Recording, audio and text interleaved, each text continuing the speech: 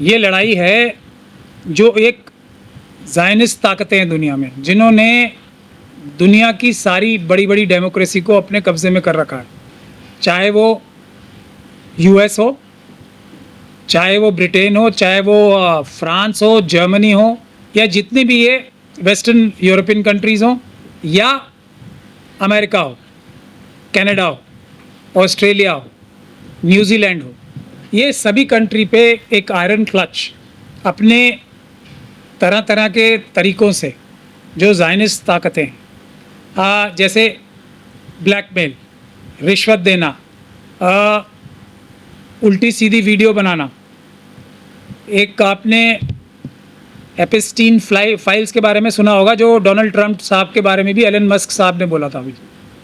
तो ये सब गतिविधियों में पूरी दुनिया में ज़ायनिस्ट ताकतें दुनिया भर की गंदी बुराइयां हर बड़ी से बड़ी डेमोक्रेसी के टॉप लीडरशिप में डालने वाले, और उसके बाद उनको ब्लैकमेल करके अपने ही देशों के, अपने ही देश के नागरिकों के हितों के खिलाफ काम करवाने वाली एक क्रिमिनल ऑर्गेनाइजेशन है जिसे हम ज़ायनिज़्म कहते हैं। अब पूरी दुनिया में, चाहे वो कोविड वायरस का काम हो, चाहे वो दुनिया भर में जंगें कराने का काम हो, ये सब यही ताकतें कराती हैं। और जो पूरी दुनिया से खुशहाली छीनने का काम है, ये ज़ायनिस्ट ताकतों का काम है। अभी हमारे देश की जो मनुवादी ताकतें हैं वो भी उनके साथ हाथ मिला रही हैं। अब ईरान जो है, मिडिल ईस्ट को ये माना जाता है कि वो तेल का सबसे बड़ा भंडार है, तेल दुनिया का सबसे बड़ा भंडार वहाँ पर, मतलब तेल है तो दौलत है, खुशहाली है, सब कुछ है, इकनॉमी है। उसमें ज़ायनिस्ट ताकतों ने एक के बाद एक के बाद एक के बाद एक अलग अलग देशों में चाहे वो इजिप्ट हो, चाहे वो इराक हो, कोई डिकेड ऐसा नहीं जाता जब एक रजीम चेंज ना किया हो और चेंज करके अपने जेब के पिट्ठू जो होते हैं उनको ना बिठाया हो। आप लोग, जैसे मैं भारत में एग्जांपल देता हूँ ना, आरएसएस के टच में हमारे सारे जो 100-200 ये जो सो कॉल्ड उलमाए सू हैं, अपने आप को सो कॉल्ड मौलाना बताते हैं, वैसे ही अपनी जेब के बेईमान तरीन लोगों को उन्होंने हर मुल्क में अपनी गुलामों को एक तरीके से बिठा रखा है। ईरान एक ऐसा एग्जाम्पल है जो 1980 के दशक से इस ज़ायनिस्ट ताकतों के जाल से निकला हुआ। कुछ कुछ समय के लिए दूसरे लोग भी निकले, जैसे लिबिया, वो ज़ायनिस्ट ताकतों से काबू में नहीं थे, तो लिबिया का गद्दाफ़ी का क्या हाल हुआ। सद्दाम हुसैन जब तक ज़ायनिस्ट ताकतों के साथ था तो वो खुशहाल थे। जैसे ही उन्हें ईमान का उनके अंदर हरारत आई, फ़ौरन उनका क्या असर किया गया, वेपन्स ऑफ मास डिस्ट्रक्शन, आपको पूरी तरह पता ही है। वही कहानी अब आखिरी जो वहाँ पे एक किला बचा है, कोई मुसलमानों का नहीं, बल्कि जो ज़ायनिस्ट ताकतों के सामने मिडिल ईस्ट में सबसे बड़ा किला बचा है, जो मिडिल ईस्ट की आम जनता की हिफाजत के लिए आखिरी किला बचा है, वो ईरान का बचा है। तो उसको गिराने के लिए तरह तरह के बहाने ढूंढे जाने, और फ़िलिस्तीन जो है वो इस्लाम धर्म के मानने वालों के लिए जो जेरूसलम है, मस्जिद अक्सा, वो काबे के बराबर नहीं तो काबे से दूसरे नंबर का महत्वपूर्ण स्थान माना जाता है। किसी भी हालत में, किसी भी कीमत पे कोई भी ईमान वाला मुसलमान मस्जिद अक्सा को छोड़ नहीं सकता। उसके लिए भी बाकी सब मुल्कों ने तो इब्राहिम अकॉर्ड जैसी चीज़ों में फंस कर, अब चाहे उसमें ब्लैकमेल हुआ हो या जो भी हुआ हो, वो इब्राहिम अकॉर्ड करके इजराइल के साथ गठबंधन बनाना चाहते थे। ईरान एक ऐसी कंट्री बची जिसने मना किया और फ़िलिस्तीन का साथ दिया, मस्जिद अक्सा का साथ दिया, खुल के साथ दिया। तो एक आंखों में किरकिरी थी ही। लेकिन अब जब हमास का जो ये ऑपरेशन हुआ 7 अक्टूबर का, उसके बाद से ये ज़ायनिस्ट ताकतों को बहुत बड़ा धक्का लगा। जो एक वो अपने आप को मिस्टर सिक्योरिटी बताते थे, बेंजामिन नेतन्याहू, उनकी मिस्टर सिक्योरिटी को एक बहुत बड़ा धक्का लगा, और उसके बाद उन्होंने कहा कि मैं हमास को ख़त्म कर दूंगा, ये कर दूंगा, वो कर दूंगा, लेकिन वैसा वो कुछ भी नहीं कर पाए।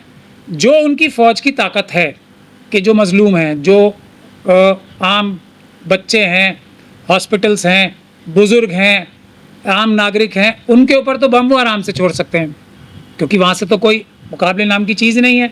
ये उनकी बहादुरी और ताकत है। तो फ़िलिस्तीन के साथ उन्होंने ये पूरे जुल्म किए, लेकिन ईरान ने अपनी भर जितनी ताकत थी डायरेक्टली और इनडायरेक्टली फ़िलिस्तीन की मदद के लिए वो खड़े रहे। ना सिर्फ खड़े रहे बल्कि उन्होंने कहा भी कि नहीं, हम फ़िलिस्तीन के साथ खड़े हैं। इससे जो सारी ताकत थी ज़ायनिस्ट ताकतों की, वो लड़खड़ा रही।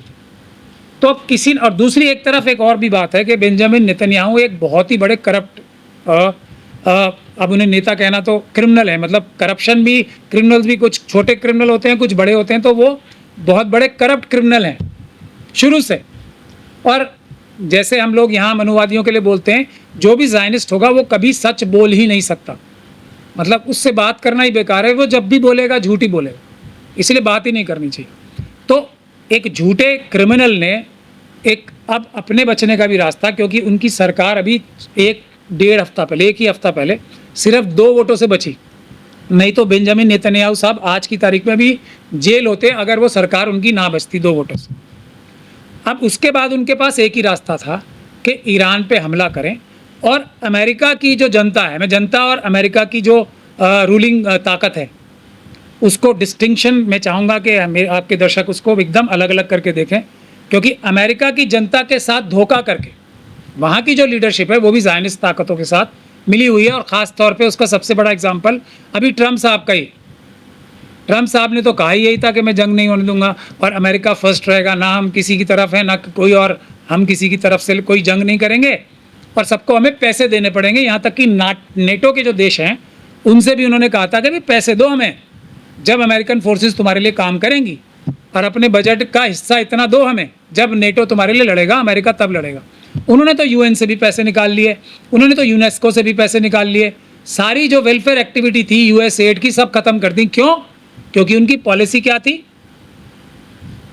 पॉलिसी ये थी कि अमेरिका का पैसा, अमेरिका के जनता का पैसा अमेरिका पे खर्च होगा। लेकिन सडनली ऐसा क्या हो गया? अभी जो तुलसी गबार्ड थी उन्होंने ये सेनेट के सामने, सेनेट हियरिंग में जो ऑन ओथ होती है, मतलब शपथ लेके होती है, वहाँ झूठ बोलने की गुंजाइश नहीं होती। तुलसी गबार्ड ने सीधे तौर पे ये कहा सेनेट की हियरिंग में कि ईरान ना तो परमाणु हथियार बना रहा है, ना परमाणु हथियार बनाने के कोई भी सबूत हैं, ना आगे आने वाले टाइम में कोई भी ऐसी चीज़ की गुंजाइश है।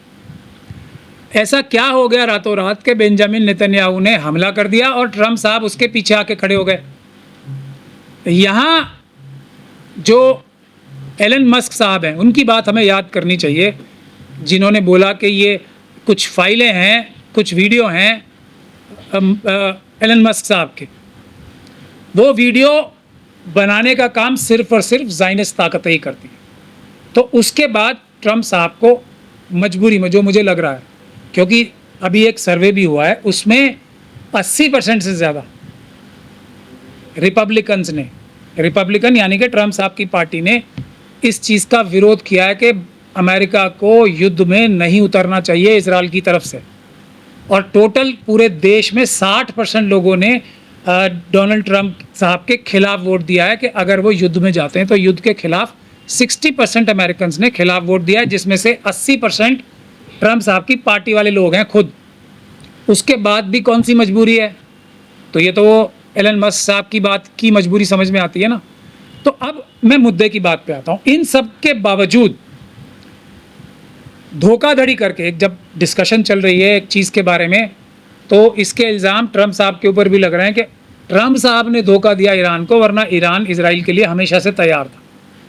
तो पहली बार जो धोखे में जो कर लिया पहले दिन, वो कर लिया उन्होंने। अब ये तथ्यात्मक रूप से आप लोगों को बात समझनी पड़ेगी, क्योंकि ये सारा वेस्टर्न मीडिया, जिसको अब हम यहाँ क्रिमिनल मीडिया कहते हैं, वैसा ही कमोबेश वहाँ भी है। और इजराइल ने पूरी तरीके से ब्लैकआउट कर रखा है कि उनके देश में हो क्या रहा है। जितनी भी खबरें आ रही हैं वो रिस के आ रही हैं। तो अब मैं आपको ये बताता हूँ कि वहाँ हुआ क्या और हो क्या रहा है। पहली चीज़ जो सबसे इम्पॉर्टेंट वहाँ पर है कि एक बहुत बड़ा एक भौकाल बनाती है मोसाद का। मोसाद कोई इतनी बड़ी चीज़ नहीं है, सिर्फ वो रिश्वत दे के किसी भी जो पैसे में टूट सकता है व्यक्ति, उनको अंदर भीतरघात करने के लिए, जैसे स्लीपर सेल कहते हैं ना हम, स्लीपर सेल पैदा करती है पैसे दे के या उनकी वीडियो बना के, उल्टी सीधी वीडियोस बना के। और मोसाद के पास कोई ज़्यादा इंटेलिजेंट होने का कोई आज तक कोई सबूत मिला नहीं है। यही उनका मोडस ऑपरेंडी एक है। तो ईरान के अंदर भी ये बहुत बड़ा कह रहे हैं कि हमारे यहाँ हमारे एजेंट हैं, वहाँ एजेंट हैं, वो सारा मेरे ख्याल से बहुत ज़्यादा एग्जैजरेट करके वो बहुत ज़्यादा भौकाल बनाते हैं अपना झूठा। हुआ ये है, जो मेरी समझ कहती है कि वहाँ के जो क्रिमिनल्स होंगे ईरान के अंदर, उनको पैसे दे के, उससे उनको इक्विपमेंट दे के उन्होंने ये पहली रात को जितना धोखा देना था दे लिया। अब उसके बाद जब ईरान ने वापस जवाब देना शुरू किया तो दुनिया को पता लगा और अमेरिका को भी धक्का लगा, वरना अमेरिका तो ये कह रही थी हमारा कोई मतलब ही नहीं है। कह रही थी ना, आप सब लोगों ने देखा, हमें क्या लेना, इजराइल की लड़ाई है, ईरान से है। लेकिन जब पहली रात में ही गिनती उल्टी शुरू हो गई और इजराइल की जो आयरन डोम थी, जो पहले दिन सबसे मजबूत होनी चाहिए, क्योंकि आयरन डोम का भी मैं आपको कॉन्सेप्ट बता दूं, डेविड स्लिंग और आयरन डोम का कॉन्सेप्ट ये है कि वो भी एक तरह की मिसाइलें होती हैं। अब ईरान की मिसाइलें कम हो रही हैं तो ये आयरन डोम की भी मिसाइल कम हो रही हैं। तो अभी आयरन डोम एक तरीके से, जो डेविड स्लिंग वगैरह पूरी तरीके से ख़त्म हो गए हैं और अमेरिका के पास भी शायद इतनी ताकत नहीं बची है कि वो उसको दोबारा दे सके और मिसाइलें, ताकि उनका आयरन डोम या पेपर डोम आजकल जो कह रहे हैं लोग, वो चल सके आगे भी। तो ये स्थिति पैदा हो गई। और फिर ईरान की तरफ से जो खबरें आ रही हैं इंटरनेशनल उसमें, कि उन्होंने जो अपने 25-25 साल पुराने, जो 30-30 40-40 साल पुराने उनके मिसाइल थे, पहले वो उन्होंने बहुत ही ज़्यादा समझदारी से और एक स्ट्रैटेजी के तहत पहले वो उन्होंने इस्तेमाल किए। यहाँ मुझे एक और भी बात समझ में आती है कि ईरान में हज़रत अली को अपना आइडल माना जाता है, इमाम हुसैन को अपना आइडल माना जाता है। तो इमाम हुसैन और हज़रत अली की जो युद्ध की पॉलिसी थी वो, और जो ख़ास तौर पे इस्लाम की भी युद्ध की पॉलिसी जो रसूल अल्लाह ने हमें सिखाई है, मुसलमानों को तो ख़ास तौर पे, कि चाहे कुछ भी हो जाए, जो आम नागरिक हैं उनको चोट नहीं पहुंचनी चाहिए, चाहे कुछ भी हो जाए। तो ईरान की जो पॉलिसी, उसी पे वो चल रहे हैं, हज़रत अली की पॉलिसी पे। वो जो इज़राइल के आम नागरिक हैं उनको बचा के अपने वार कर रहे हैं। इसीलिए जो इज़राइल में आम लोगों के मरने की संख्या भी वो कम है। उसकी ये वजह नहीं है कि अगर मारना चाहे ईरान भी तो मार सकता है, लेकिन वो हज़रत अली के दिखाए हुए रास्ते से फिर उन्हें हटना पड़ेगा। वो शायद वो नहीं कर रहे, अभी तक तो उन्होंने नहीं किया।